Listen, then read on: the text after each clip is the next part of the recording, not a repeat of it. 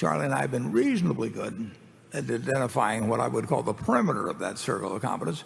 But obviously, we've gone out of it. I would say that in my own case, I've gone out of it more often in retail than in any other arena.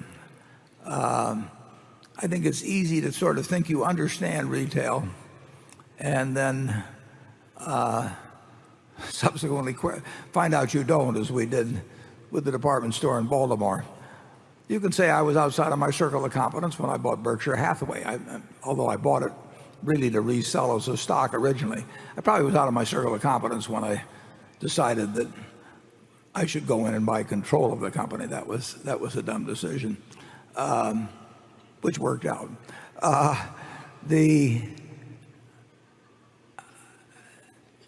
Being appraising your own talents and shortcomings, I think. I don't know whether that's innate, but some people seem a whole lot better at it than the others. And I certainly know of a number of CEOs that I feel have no idea of where their circle of competence begins and ends. But we've got a number of managers who I think are just terrific at it. I mean, they really know when they're playing in the game they're going to win in, and they don't go outside of that game. The ultimate was Mrs. B at the Furniture Mart. She told me that she did not want stock in terms of the Berkshire Hathaway deal. Now that may sound like it was a bad decision. It was a splendid decision. She did not know anything about stock, but she knew a lot about what to do with cash. She knew real estate, she knew retailing, and she knew exactly what she knew and what she didn't know. And that took her a long way in business life. And that ability to know when you're playing the game in which you're going to win and playing outside of that game is a huge asset.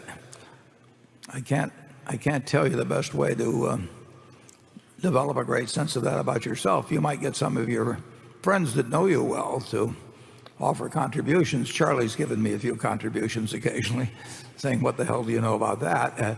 That's one way of putting it, of course. But Charlie, can you help him out? Well, I don't think it's as difficult to figure out competence as it may appear to you.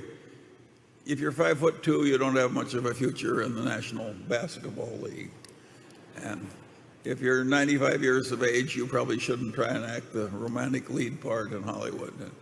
And if you weigh 350 pounds, you probably shouldn't try and dance the lead part in the Bolshoi Ballet. And if you can hardly count cards at all, you probably shouldn't try and win chess tournaments playing blindfolded, and so on and so on. You're ruling out everything I want to do. But competency is a relative concept. And what a lot of us need, including the one speaking, is what I needed to get ahead was to compete against idiots. And luckily there's a large supply. And